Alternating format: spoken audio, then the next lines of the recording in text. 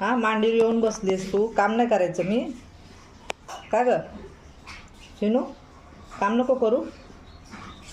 ए पिल्लू, शिने यायचे नाही. काय आलं? काय झालं ग? अशाचं करू तुला, अशाचं करू?